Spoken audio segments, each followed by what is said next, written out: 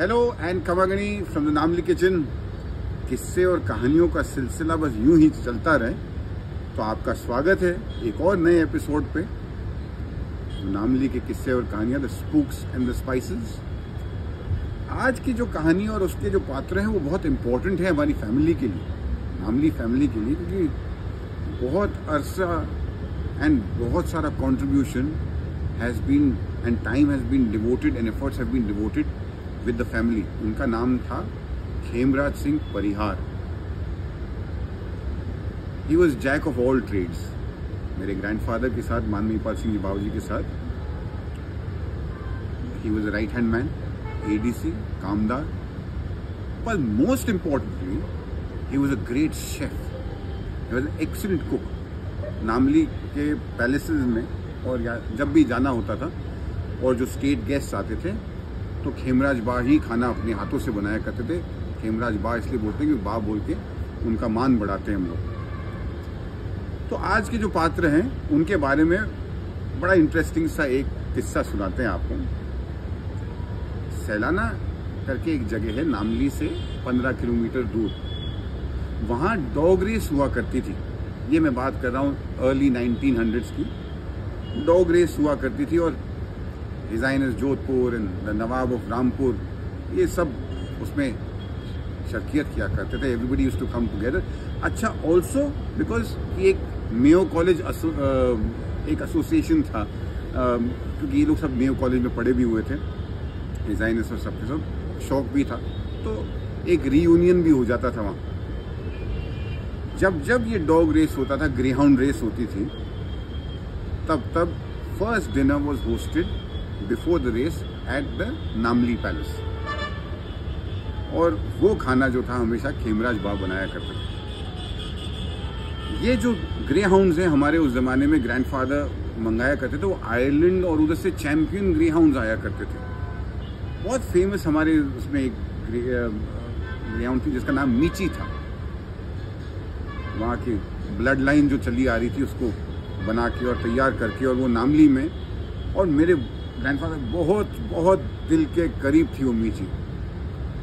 जब मीची उतरती तो जाहिर सी बात है कि दूसरे जो हैं वो कंपटीशन में वो लोग पीछे छूट जाते थे, क्योंकि मीची तो बिल्कुल निकल पड़ती थी। ये रेस हुई सैलाना के अंदर।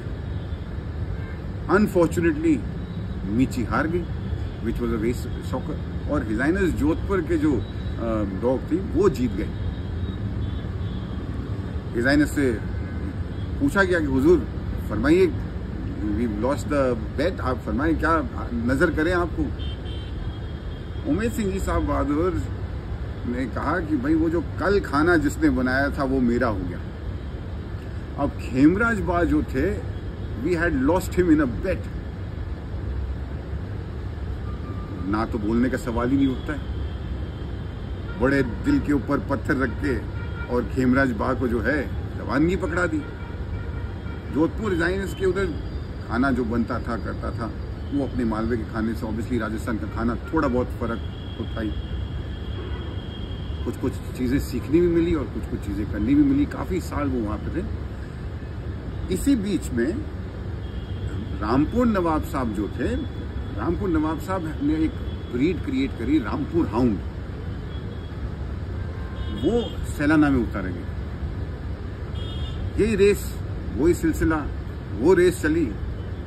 रामपुर हाउंड जो था वो तो निकल लिया और लोग देखते रह गए कि यह वाकई में क्या स्पीड पकड़ी, and he won the race. आज भी Rampur hound is a breed that is recognized for its agility, its speed, and very very famous breed.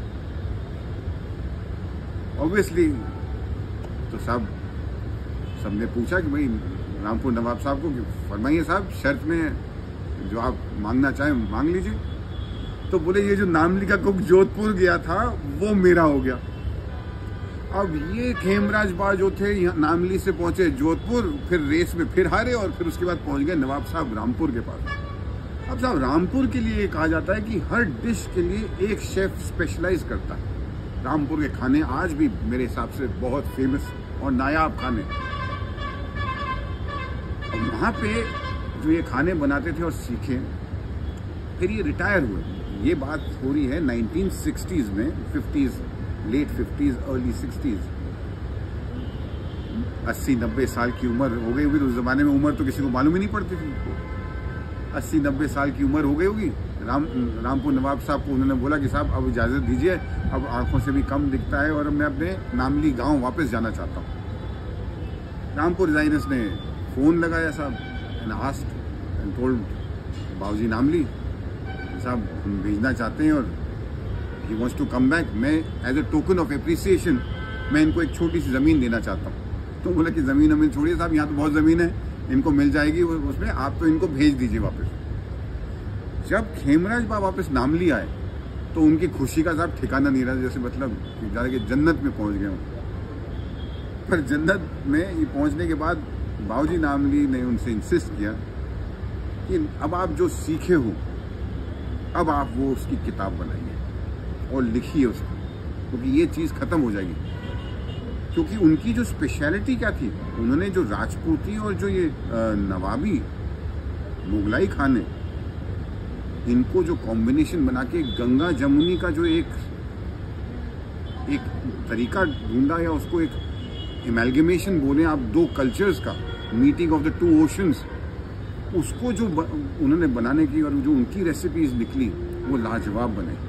पहले ही लाजवाब बनाते थे, अब तो वो जो कलनरी हेरिटेज और मतलब ऐसे बड़े बड़े घरों में जाके जब सीख के आए तो एलिवेशन ही इतना ऊंचा हो गया उनका, और वो ऐसी नायाब चीज़ें बनाने लगे जो कि लिखी गई। जो किताब आज भी हमारे पास है उसको आज भी रेफर किया जाता है, और वही खाने नामली किचन में आज भी खिलाए जाते हैं उसी तरीके से।